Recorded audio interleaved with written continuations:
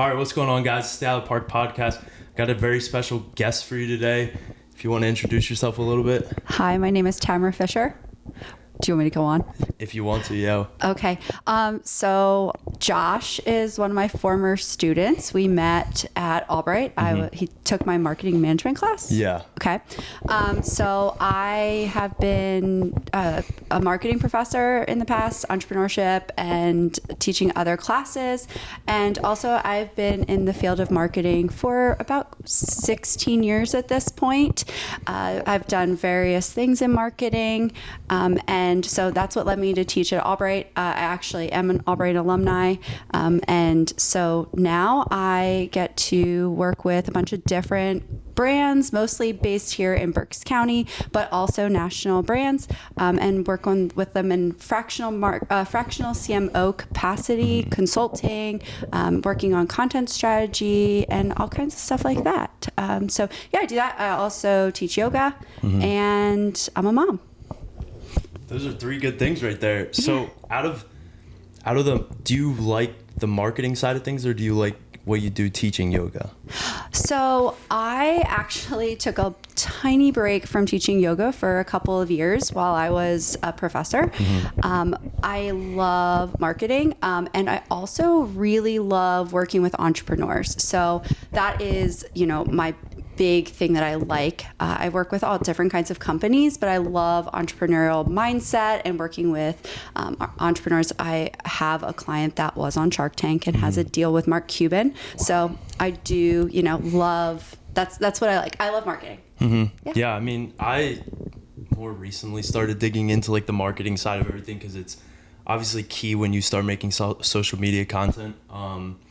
It's just something I can't fully figure out to like a certain, like, really good. Like, it's just something, like, I feel like taking like classes in college is like, you see everything, it's like more like the basics, but once you actually go out to try to apply it, it's just so much harder. So what would be like your like top pieces of advice for someone that's trying to like market themselves better, market their brands and everything better? Yeah, that's a great question. So a lot of people get stuck, especially now with social media. Like, we're trying to chase trends. We try to keep up with everyone. It's like keep up with the Joneses. But really, marketing is very simple. So the first thing is that nothing is going to be one size fits all. So like what works even for a similar podcast, for instance, isn't going to maybe work for you and for who your audience is. And the most important thing is to understand who is your target audience. We always hear niche down, but really like sometimes your audience forms in its own way naturally, and embrace that. So like, who is your audience? What are their pain points? And then really speaking to those pain points.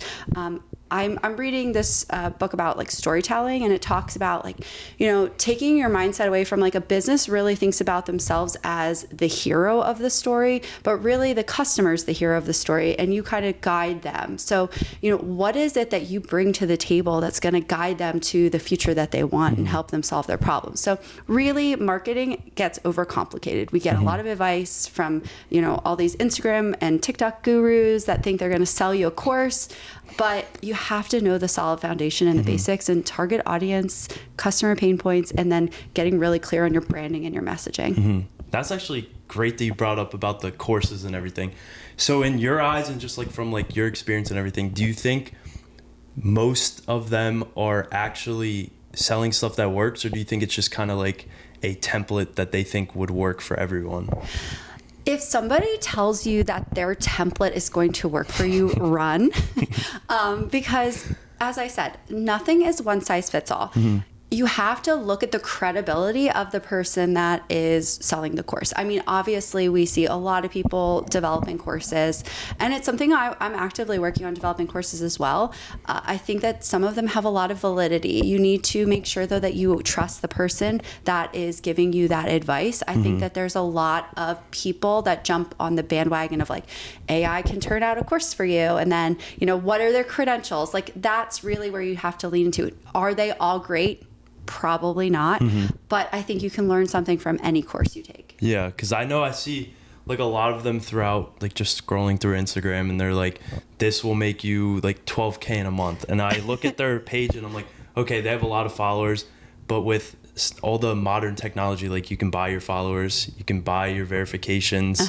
So like I've always like I'll click on the link sometimes just to like look and see what it is. But it's something that I've never actually like got into actually trying. Yeah. Just because I've heard from a lot of different people is like some are actually will help you and then some won't. Like I had someone, it's a previous guest that they started like something like that, and like I did trust him and everything, but like I just like when his assistant or something reached out to me, I didn't think it was like the best fit for me. Like the way he explained it, like you have access to all his clients, you have access to this, that, and then like I saw the price and I was thinking like, okay, if that really does work, it's still, I feel like a steep price for what they're offering. Yeah. But like they're just starting out. I don't know if they're just using like AI to create it or if they're actually gonna work one-on-one, and like they obviously said what I wanted to hear, but like I wasn't gonna take the risk and have it be some like scam. Like I did trust him and everything,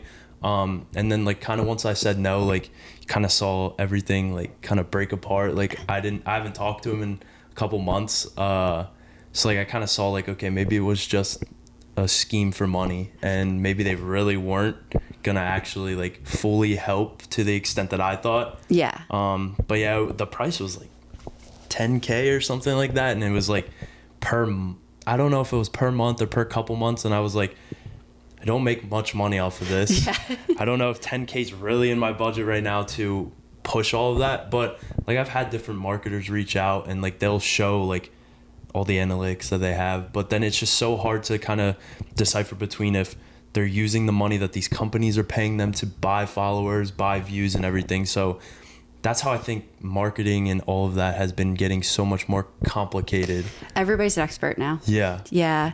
It is complex. I will say on that, one of my favorite entrepreneurs and podcasters is Andy Frisella, and he always talks about, he is like a very successful entrepreneur, has many businesses, and he always talks about like everybody's a guru, right? Everybody's trying to make a buck on AI and Instagram and TikTok now, and really like it comes down to doing your due diligence, like checking the credibility. I will say like sometimes I'm like the hairdresser with a bad haircut.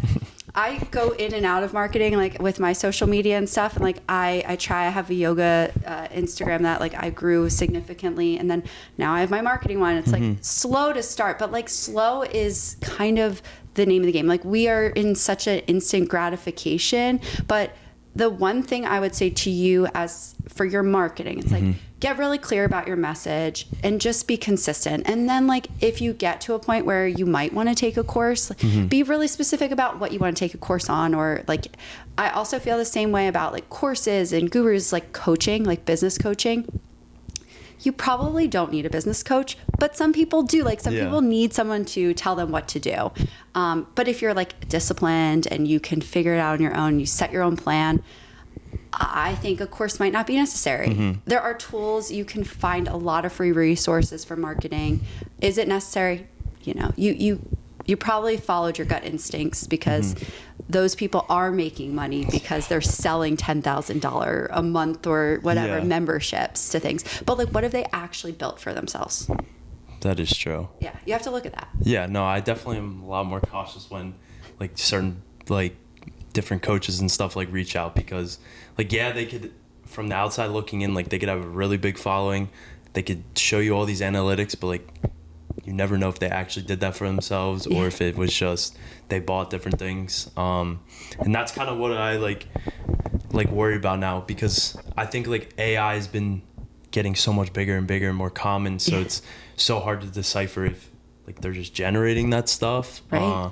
I personally don't like AI as much. Right. I think it spreads a lot of like fake stuff out there, but like it is good if you know how to use it. So that's why I think it's important. Like one of my classes for my master's was an AI class and like how to actually use it for businesses and like doing different stuff like that. And I learned a lot from that. Whereas before, like I was just typing what I thought was correct and getting the results. And it's just so misleading after a while based on how you actually put it into it. Right. Well, it's like AI slop. That's like a thing we see, right? We see all these posters, they all look the same. And I think the way to use AI is to use it as like a tool versus using it to replace your marketing. I see so much AI slop as far as like if you scroll, you've probably seen it yourself. And I think we're going to see like a wave of people deciding that they are going to go more towards, you know, the human side of marketing. Like you kind of already see it. I don't know if you follow like any of the social people that talk about like marketing on social media and Instagram, but like Jessie Jean just had like a $1.2 million launch on her Yap challenge. And she's an entrepreneur. She's been in the game for a while, and she kept going. And she just decided, instead of like overly polished content, she was just going to yap to the camera.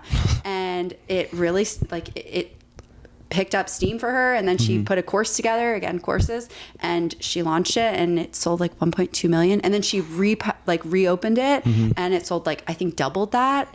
And so, you know, people want authentic, they want your real personality, who you are.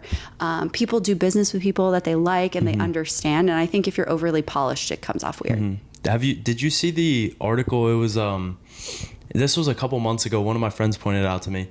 Some like artist, it was like a fully AI artist, and she signed like a record contract or something like that for like $1 million to make music. No, that's crazy. And she was just like putting like I don't know if she was writing the lyrics or she was generating them, or it was something very interesting on that aspect of it. And like she was putting it in there, making the AI voice and everything, and she made millions off of selling those songs. Well, AI is going to make a lot of millionaires. That is true. Know, speaking of that, I saw Randy Travis in Texas last year, and like I do think there is a weird thing about like AI generated songs, but he had a stroke and like cannot create music anymore.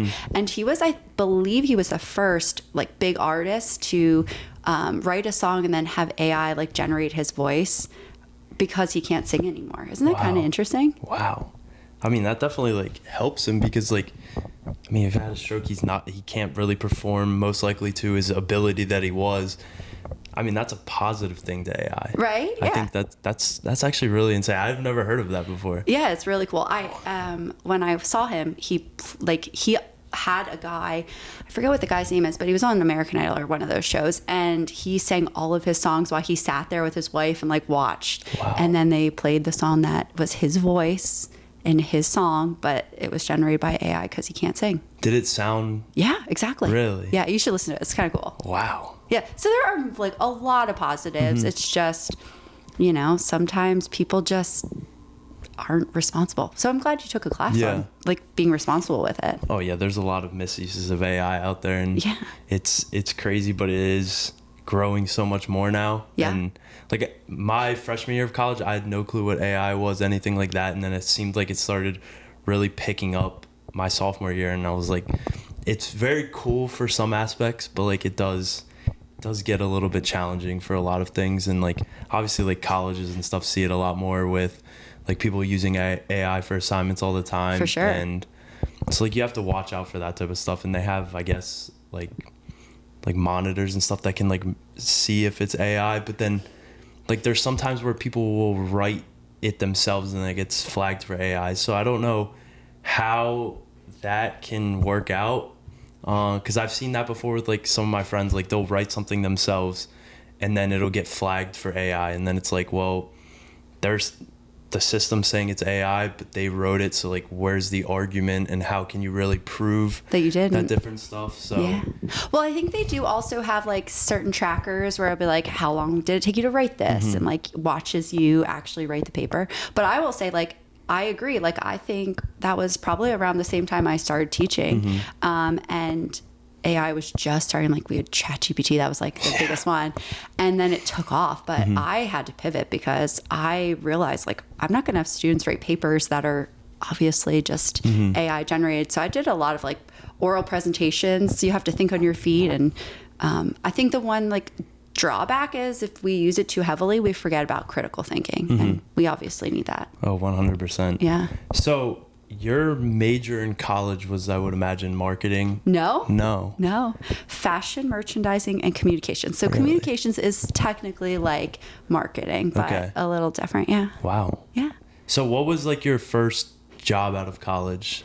So when I was in college, I did 2 internships. I did an internship at a fashion boutique, and then I also did one at a marketing agency, and it was in Lidditz. Okay. The agency had clients like Hershey, Purdue Chicken. I'm trying to think of who else, but it was fun. And I realized I realized very quickly I love fashion, I love clothes, but I saw myself on the marketing side of things. So I started at that agency, and then I've been doing marketing ever since. I've worked for various brands like Godiva Chocolate, Chocolatier, Unique Snacks, which is here in Reading.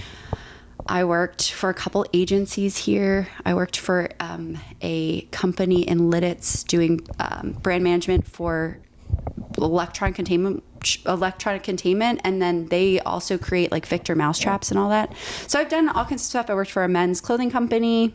And now I get to work with all kinds of cool clients.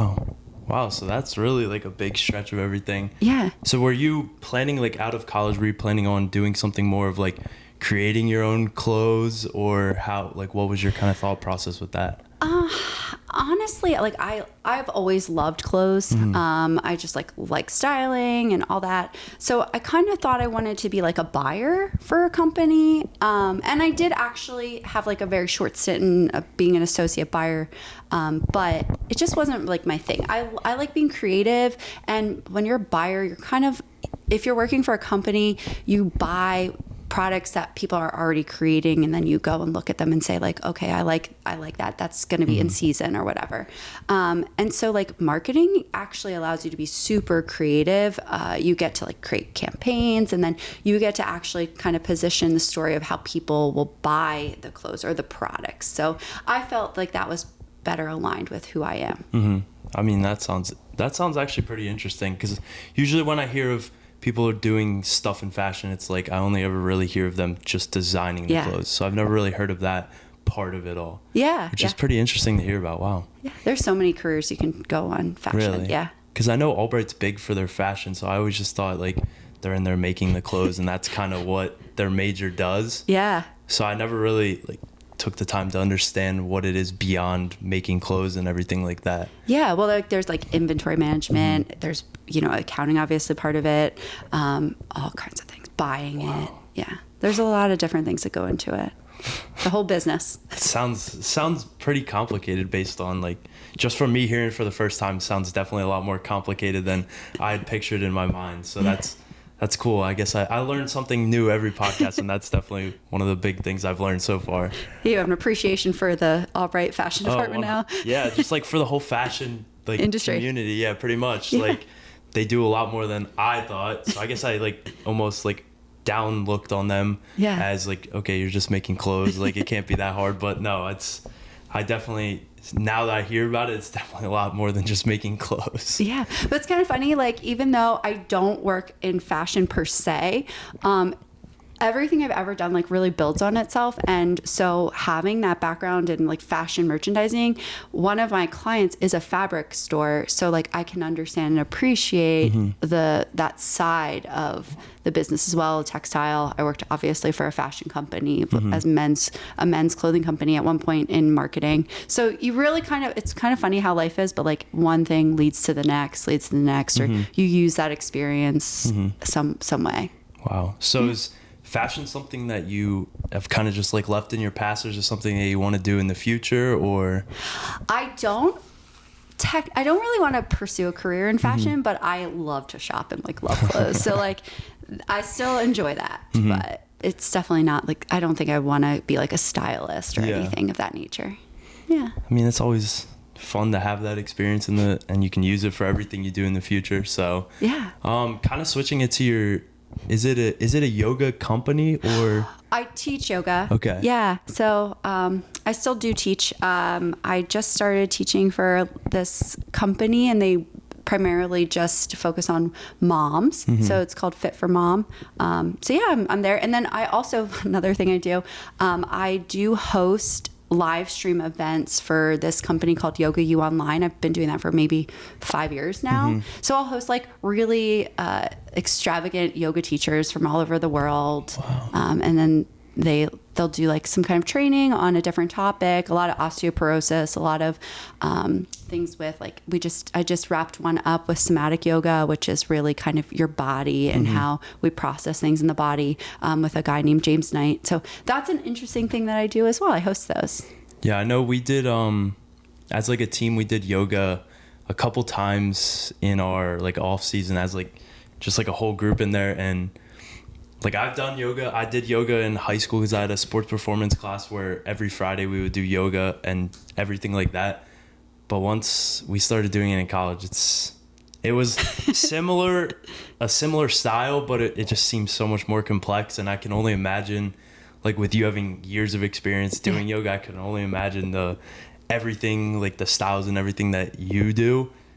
Yeah. I just don't think I was just not built for yoga. Not flexible enough. Just it was uncomfortable in the moment, and like my body felt great after it, but I just couldn't get into it. I love it. I've been practicing yoga for like 20 years. I started at college. Really? Yeah, like I don't know if you had to do this, but when I was in school, we had to do like different courses, and yoga was a religion, like a religious studies course. And so I took it and I loved it. And then I took that. I thought it was going to be more yoga, but yoga is actually a tradition. Like there's a lot to it. It's based off of the yamas and niyamas, so it's kind of basically like a way of life, almost kind of like religion in a sense. Like there's principles that you live by, like non-attachment, non-greed, non-grasping. There's a bunch of different things that you live by, and yoga is actually really like most of the practice is off the mat, and then it's facilitated through the practice. So the movement part is only one limb of the 8 limbs of yoga. Wow. Yeah. So, but yoga is fun, and you should at least stretch. If you don't. Yeah, I try to do like some like more, like I do a lot of mobility stuff for baseball because it's really good, but I struggle with some of the yoga poses. It's just not, like they were stretching muscles in my body I didn't think I had, and it was just so, I was sore. In the moment I was sore, like after the first time I was a little bit sore, but like I know as a group we all kind of struggled with doing a lot of the poses that she was putting us through, and it just... It was an interesting experience, but it was humbling. Oh, 100%. I thought I was going to go in there like, okay, it's going to be easy. Nope, it was not easy at all. Yeah. Well, there's a bunch of varieties to yoga, and you have to find the one that works for you. You probably could do like restorative or yin or something of that nature, but like power yoga, probably hot, like hot power yoga, probably not the one to start with. Okay. What is hot power yoga? So there's a couple different kinds of hot yoga. There is a style called Bikram or 26 and 2, and that's like really, really hot room, and you do the same 26 poses 2 times through. And then there is hot power yoga, and there's like there's a couple different traditions of hot power yoga, and it's basically like you run through a sequence. Most of the time it's different. They change up the poses, but it's in like a 90+ degree room, and it's very vigorous. So it's like a vinyasa class. Fast. See, when I was in LA, I took I don't know what kind of class it was. It might not even have been yoga, but like we were in the hot room. Yeah. It was red light everywhere. Ooh. But like we had like bands and weights and stuff. I don't know. You did Pilates. You did hot Pilates. Was it? That sounds like hot Pilates. That was tough. Yeah, because it was a lot of like, I can't even remember like some of it was just a lot of reps and like. Or you did yoga sculpt. Okay. Yeah. I have no clue what the actual name of it was.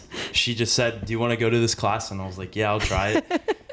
Let's just say that heat definitely gets to you after a while, like, especially with the red lights and stuff. Yeah. I don't know if is normal, like all the, like, the they hotter all yoga. had that. No? No. That was probably a bonus, the red light therapy. That was playing with my eyes a lot. Like, I was sitting there, like, we're doing stuff, like, where we're laying on our back, and I'm staring right into the lights, and, like, I'm getting dizzy. I'm like, okay, it's getting really hot in here. But, like, everyone around me is, like, doing this perfectly fine. Like, obviously, they're sweating and, like, really working. But, I mean, obviously, I was the beginner in there. Yeah. Like, some lady was in there, and it was like her 250th class. Oh my. And I was like, yeah, you're a pro compared to me. Well, really, the like 250 is probably not a pro. Like she probably goes every day, so not even a full year of practice. Yeah. I mean, I don't know if I could do 250 classes of that. Like I enjoyed being able to do that because it's a different and more unique way of working out. Yeah. But like I would imagine if like I really got into it, like I could do it for a while. But it was so difficult. Well, like that, I'm not going to like say negative things about the tradition of Pilates, but I do have two clients that are Pilates studios, and there's like a lot of different varieties of Pilates, and they're not all like that. Like hot Pilates is very trendy right now. But it's not all hot. Like they have a lot of classes. It's based off of Joseph Pilates. I don't know if you know anything about that. He created the tradition. And so if like you go to like a really experienced teacher, it's almost kind of like PT. And they can like, help rehabilitate you. They help build your core. But if you're sweating your ass off on those mats, you're just like sliding. Yeah, no, it was not very fun. I felt like nobody, like everyone had like their water and stuff around them, and nobody's drinking it. And like I was sitting there like drinking because I just couldn't deal with the heat as much. Yeah. It was a lot. It wasn't as hard as I first pictured though. Yeah. Like it definitely, I kind of got into the groove of it, but it was an interesting experience. And I always thought I thought Pilates was, isn't it when you like use like the moving machines? Yeah, there's like reformers and all kinds of equipment, but that you probably took a mat Pilates class. Yeah. If there were bands and stuff, that sounds like Pilates over yoga or Sculpt. Sculpt could be. Okay. Yeah, because I know we used like weights. Yeah. They weren't like heavy weights.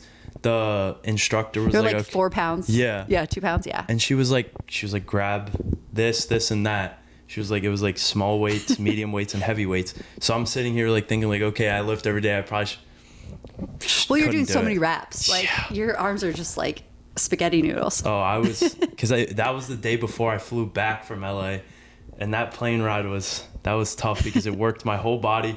My whole body was on fire the next day. I was so sore. And yeah, I'm glad I did it, but it was definitely a very interesting class, and probably one of the very few classes that I'll take in the heat like that. Yeah, it's fun though. Yeah. It's nice to take the heated classes, not like right now in the summer, but like in the winter, and you're like, oh, this is luxurious. Oh, 100%. Yeah, I could.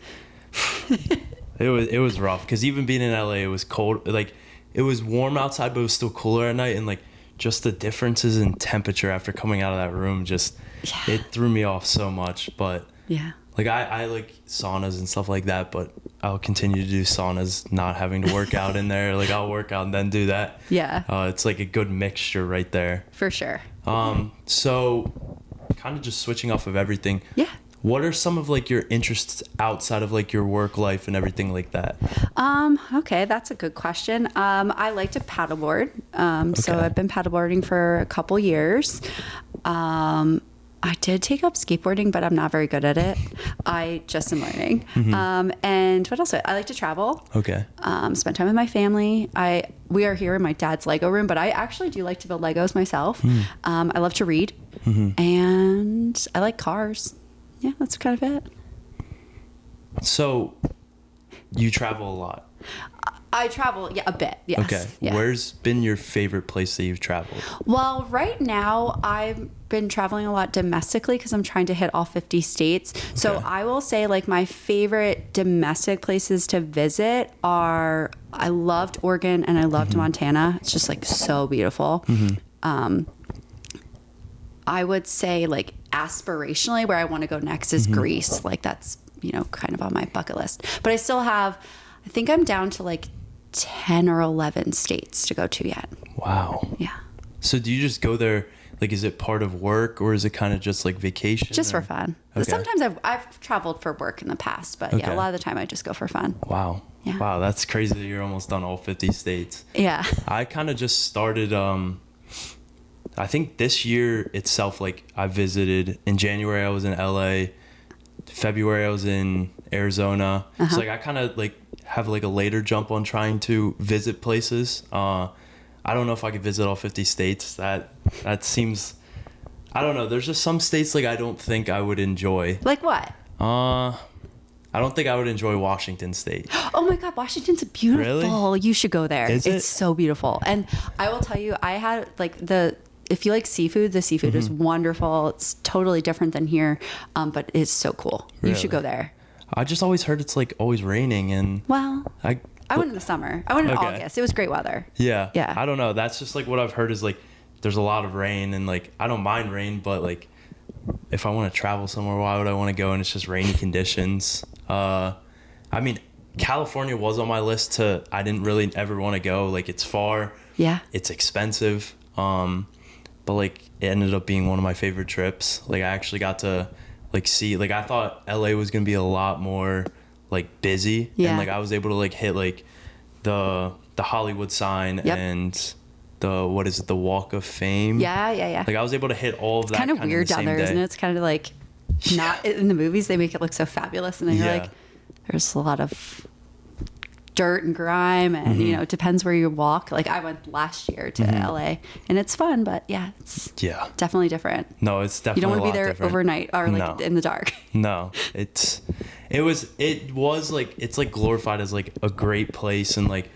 but like some of the things like the Hollywood sign, for instance, I was expecting this like great thing. Like, yeah, it's like a big sign, everything Yeah. like that. It's really not that interesting You when can you go to go like there. that top building. Yeah. Yeah, I know, it was weird. It's just kind of there. Like, yeah, it's cool that it says Hollywood in big letters, but like people travel all over the world to see this, and it's, I don't know. It was a cool experience, but it was kind of also a letdown. But like, I don't really know what I was expecting because it is just a sign. Yeah. But I thought it would be like a little more built up, and like, I don't know. It just wasn't like everything I hoped for when I was seeing it. But like, even like the Walk of Fame was like kind of like some of the like the stars and stuff are like you can barely see it, and like they're like dirty and stuff. Like obviously people are walking on it, but like I thought they would be in like top shape. Like you see it in movies, like they're like shining and everything. Just was not at all like that. Yeah, I know. Like- It's definitely like a different experience being there, but it's cool. But so where else did you like to travel? I've really only been to certain states. Like outside of those, been to Florida. Okay.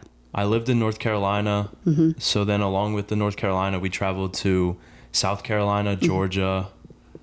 Obviously I've been to like New Jersey and Delaware and like all those like smaller states. Have you been up to New England? No. Oh, you should. It's a great trip. Just it's a lot of traffic, but so Yeah. wonderful. Yeah. What state specifically?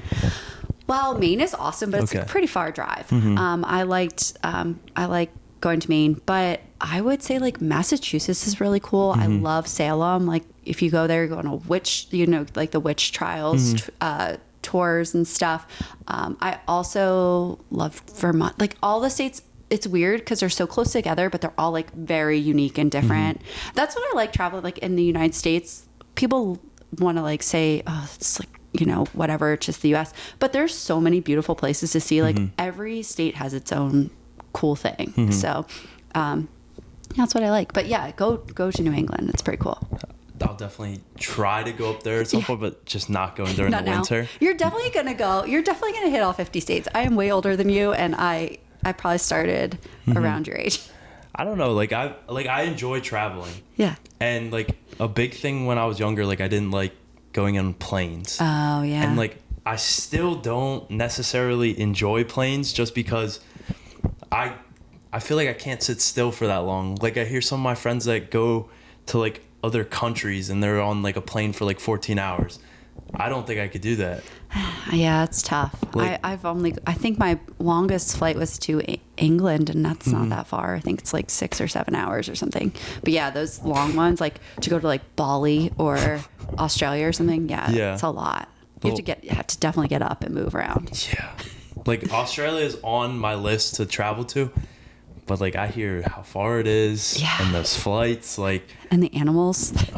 I hate spiders and snakes, and I know they're very big there, so Yeah. I don't know if it's actually somewhere I'll actually get to. Yeah. well, Like it's just like I go down to Florida, I see snakes everywhere. Like I want to live in Florida, but like seeing them all over, it just like creeps me out, especially like even Arizona. Yeah. Like I went out there for like a YouTube video to film, and then we kind of like had like a day where we could like do stuff. Yeah. So like at night we walked to like this big arcade place, and like it didn't like process in my mind in the moment, but like the snakes and stuff, like they're probably just slithering around me, and like Yeah. I probably shouldn't be walking around outside. But it's, yeah, like that type of stuff kind of keeps me away from certain areas. I know, it's creepy. I know, like I think about like moving south, but then I'm like, well, I couldn't paddleboard there because of like, you know, an alligator. That would not be cool. No. But yeah, what part of Florida do you want to live in? So I've always thought about like Tampa. Okay. Just because like obviously it's like a bigger place and like there's a lot to do. I've thought of that. I'm supposed to be going to Miami at the end of July to like kind of see, because like I want to hit like different spots in Florida, but I've only really been to Tampa and Orlando, and then we were just at our spring training in Clearwater? No, it was I forget what it was called. It was like Fort Pierce, maybe, like in that general area down there. That was nice. And like I've never been to Florida and not had a good time, so like I think that's like the perfect state to live. Yeah, it's beautiful. So, and like it's always love Florida. warm. Yeah. I would say if you have a chance, go to Sarasota. Okay. It's really nice. Okay. Yeah, that would be a place I would definitely visit. Yeah, I'll have to. I've heard of it before. I've just never really Well, it's like near looked into Siesta it. Key. Have you ever? Yeah, it's like Siesta Key. I think is claimed to fame as like America's most beautiful beach because it's white sand. It's very pretty. Wow. Yeah. Yeah, I'm gonna have to do a lot more traveling. It sounds like there's a lot of places that you're recommending that I gotta go. So You have to start a bucket list. So what are the states that you have left? I have Alaska and Hawaii, which will probably be closer to like the end of my endeavors here. I also have North Dakota, South Dakota, Idaho, Oklahoma, Okay. and where else? Oh, Wyoming is still in there. So like Jackson Hole or Yellowstone, and New Mexico. That's the only ones I can think of right now. But I've been to all the East Coast, and most of the things that you could drive to like within a reasonable amount of time. Yeah. So out of everywhere you've traveled, which like place has the best food? Best food. Well, I love seafood, so like I would definitely say like New England because I like the seafood. And like I said, Washington State had really great seafood, but I love oysters, and their oysters are like more. They're not as like they don't have as much salinity or like salt to them, so they're a little more like sweet. So it's definitely great, but just not as like not what I love. So I would say like Maine. Probably like lobster rolls, things of that nature. Yeah, I've seen a lot. Do you like seafood? Yeah. Yeah. Yeah, I do. And I just get like the TikToks of like places in Maine, and I'm like, I don't live there, but like it's cool to see like it does look really good. I just don't like, I don't know. I've just never had like a passion to go up to like Maine or anywhere up there just because it's cold a lot. So We'll go in the summer. That is true. I've never been in there in the winter, just the summer. Yeah. Yeah. So are you more of like the type of person that likes the heat, or do you like the cold, or like a mix, or? I definitely am more into like spring, summer, and fall. But I do embrace the winter, but I don't really do much in the winter. It's like I kind of just, turn into a hermit a little bit more. So See, I think that's the big reason why I don't like the winter, because like here especially, like you can't do anything outside. Like you kind of have to stay indoors. Yeah. And like in like the area that I'm from, like there's not much to do unless you go to like Lancaster or Reading. Yeah. And like even then it's not as like interesting as some of these other states. Like I feel like in Florida, like you live anywhere, within 10 minutes you can do something. Right. Whereas PA, it's like everything's more spread out, and like there's not as much to do. So like I think the winter's like almost like just like a boring time here. Feels long. Oh yeah. And it's like it turns dark so fast. If you work, you're like, oh my gosh, like I'm just working and dark. Yeah, and it's just not the life that I want to do. No. Like I'd get off of work at like 4 or 5, and I'm driving home, and I'm like, wow, it got really dark since I walked out the door. So it's like almost like obviously like work's necessary, but like it's almost like just a waste of like the sun. For sure. Because it's very limited in the winter, so I'm wasting a lot of it being inside working, and then I go home and I just sit inside again. So Yeah. that's kind of why I want to just push away from any of the states that are cold.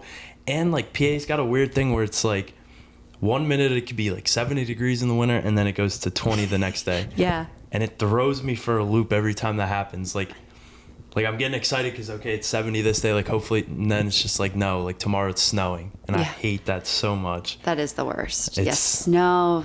Snow's like great if it's like a lot of snow and you can be snowed in for like a day. But after that, I'm like, I'm ready for it to be over and then be sunny again. Yeah, it's insane. Yeah. And but you know what's the good thing about the winter is if you are an entrepreneur and you work for yourself, you can be outside whenever you want to be. that is true. Yeah, that's what I like. I like the freedom. Yeah, I want to find like a job and like a career path where like I can travel a lot. Like I don't mind like getting like an apartment somewhere to say is like my home apartment, and then just like being able to do like work in like different states all the time. Because I feel like I would enjoy like being in like Texas one week and then like Arizona the next, and like just like keep moving, because like you're getting so many different experiences. Yeah. And like that's what I've noticed recently like about everything is like traveling actually is fun. As much as I don't like planes, but like it's super fun to like just experience how other people live. Like people in North Carolina are so much nicer than people in Pennsylvania. Yes, they are. So much nicer. Like They'll say hi. Yeah. Good morning. How are you, sir? Yeah, I was that is so true. I was not like, expecting that at all. Like we're playing like baseball games, and like before and after the games, the other teams like parents and stuff are like talking to you. Yeah. Whereas like in Pennsylvania, like during the game they're gonna yell at you, and then they probably won't say a word to you after. And it threw me for a whole like loop of how different people are down there versus like up here. It's slower. Yes. Like way slower. We like are Yes. very fast paced. Yeah. Like if you go out to breakfast or something there, you're in for a whole extravaganza. There's no sense of urgency. Yeah, I did notice that. I didn't think I would notice it, but I did end up actually experiencing that. And even like the people that work at like fast food down there are so much nicer. Yeah. It's like almost like how like people that work at Chick-fil-A are really nice, and like that's kind of part of their whole like business. Right. But that's everywhere down in like especially North Carolina. Maybe it's the sun. Maybe it's the correlation. People That are could as be true. nice as the amount of sun they take in. Like they're a lot happier to be at their jobs than they are if it's cold outside and there's no sun. Like For sure. like have you ever been to Cookout? No, what's that? You've never been to Cookout? No, I'm not. So Cookout's like I've never been to it, and then one of my teammates from Miami was like, yeah, we gotta try it, like it's up in this area. So it's pretty much just like I'm trying to figure out how to explain it. Like I've explained it to a lot of my friends. It's like a very like lower budget restaurant, but like they're really good food. Okay. So for example, like for like a meal is like you can pick like one entree, which is like a sandwich or something like that, and then your sides are like a quesadilla and stuff like that, and then you can get a milkshake. Side? Yeah, That's an interesting side. like it's like chicken quesadillas, like they got obviously like the fries, everything like that, and then you can pick from like I think it's like 30 plus flavors of milkshakes, Wow. and that's $10. That's cheap. That's and what they're I'm nice, saying. and they're nice. Yes, they're all nice, like, and they're open till like 3 a.m. Not here. No, everything closes early. Post COVID, nothing's open late. Yeah, that's what I was talking about with my dad the other day. Is like Walmart used to be open 24 hours. Now they're open very limited hours. Yeah. Like COVID changed a lot of things. It definitely did. Like I feel like that's where like you'd go to Walmart like before COVID, like after like at night or something in the winter, like you just go hang out at Walmart for a while. Yeah. That was like the excitement in PA. But now they close at like 11. It's like, what if I need something throughout the night? I can't go to Walmart. Nothing's open. So I don't know. It's crazy how much every like businesses and stuff have changed since COVID. For sure. Yeah, a lot has changed. Yeah, it's definitely, it was a big adjustment in the moment.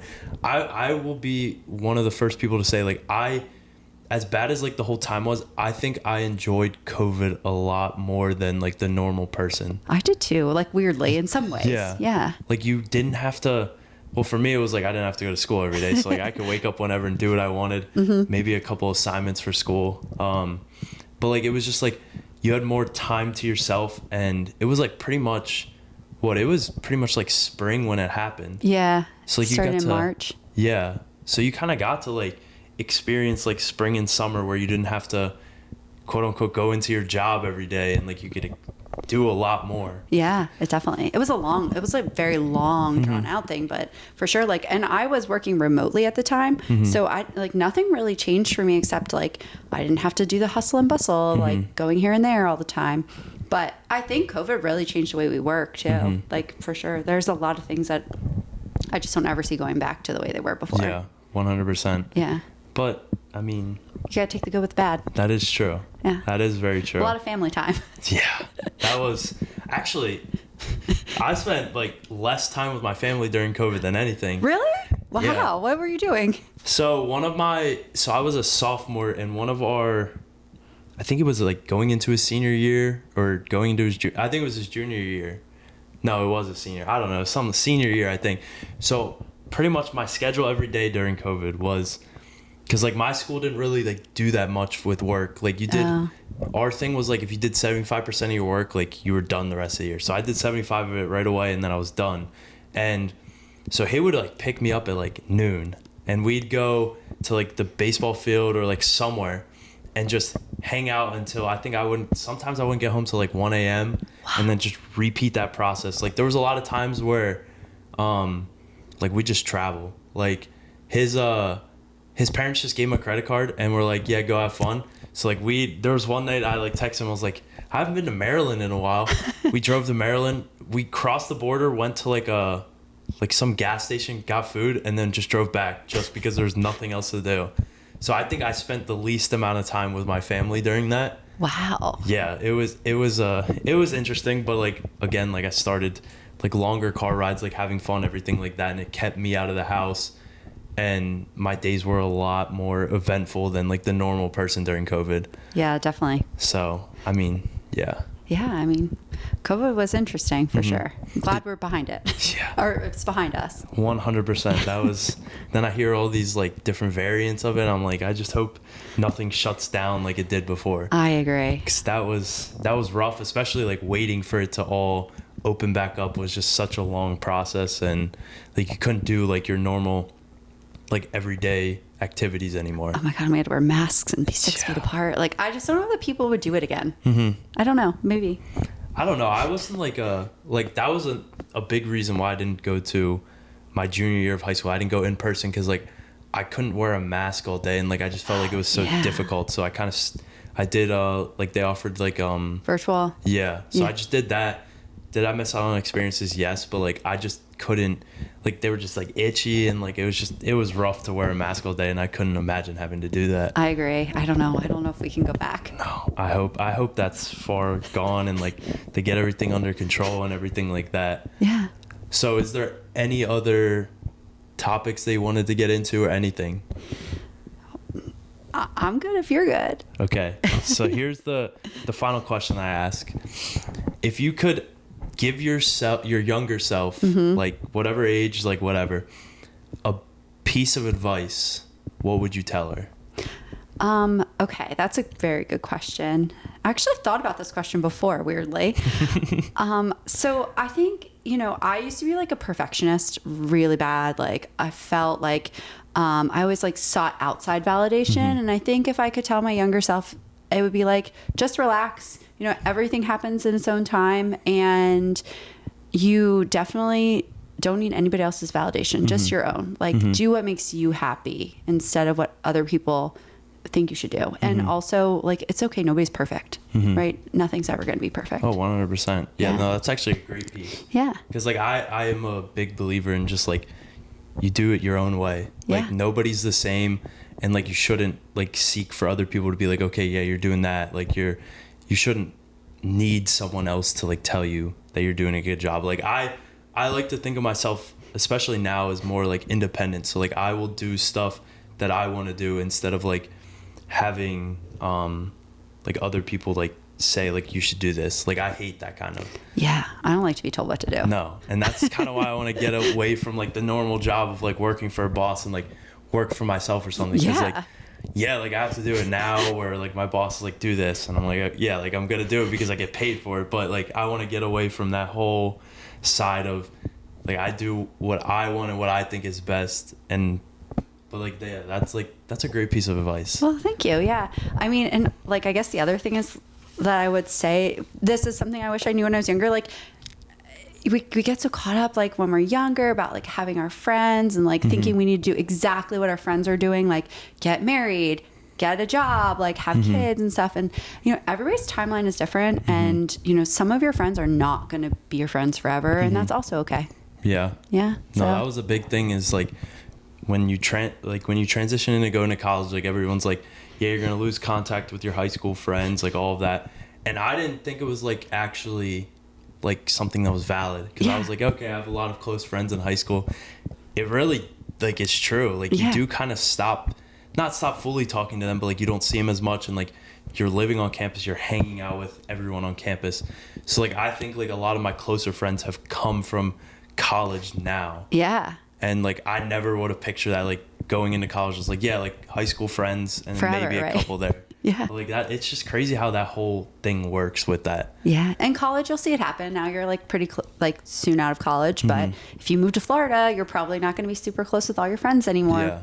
And that's just, it's natural. Like it's okay that happens. Yeah. It's great to experience new things, meet new people, everything. And that's why I enjoy doing like the podcast and like all the social media, because I get to meet a lot of people that I've never would imagine I would be able to meet. Yeah. Like so cool. Yeah, it's insane. And that's why I like social media.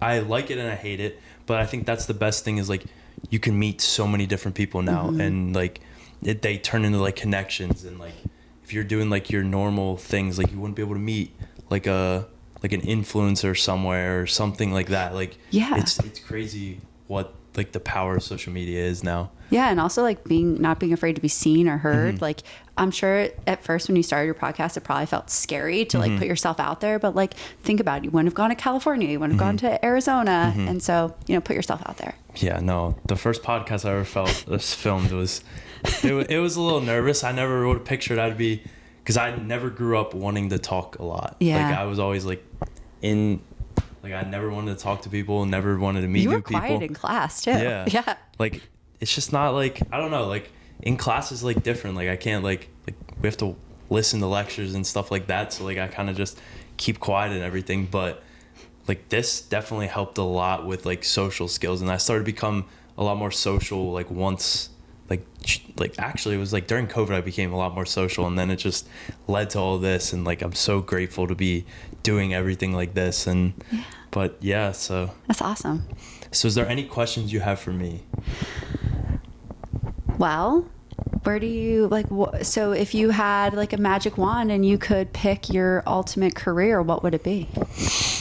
So I would probably do like a mixture of two things. Yeah. So obviously I'd want to play baseball as like the main career, but then like continuing like the content side of everything, because like I feel like it's a good like mixture of both. Like you can film like baseball content, like I can continue the podcast, I get to travel, like it kind of just mixes in everything together. Yeah, and I think love it's like that. a great thing to be able to do all my interests into one. I love that. Yeah, I agree. So like it's something that like I work towards, and hopefully it happens, but like I'm cool with whatever happens in my future. Like I'm not super worried about not doing something specific or anything, but kind of just go with the flow and everything. Yeah, it's all gonna work out. I think that's awesome. Like being multi-passionate is really cool. Like back in the day, our parents or like their parents, they just went to their work and that was it. That's all they did. And I think it's kind of cool that you have all these interests and you're exploring them. So, yeah, like my parents don't understand social media. Oh, probably not at all. Like they'll watch like my podcast and like some of my videos, and like they just don't like understand like the whole thing. Like when I travel for it, they don't understand why I'm doing that and like why, like all that different stuff. So it's difficult to like kind of explain to them why and like what it is. But yeah, I'm glad I got into doing all of this, and I couldn't have imagined if like I didn't. I wouldn't have been able to do anything. I probably would have just been working your normal 9 to 5. Just being an accountant. Yeah, I would have just been sitting at my desk for the rest of my life. But yeah, it's opened a lot of doors for me. Awesome. Well, I'm excited to see where it goes. I appreciate it. Is there any other questions? I think I'm good. Okay, perfect. All right. Well, thank you for coming on. Of course. Make sure to check out, there'll be a link to all of her websites and everything in the bio. Make sure to give her a follow, check everything out. And yeah, I just want to say thank you again for coming on. Thank you, Josh.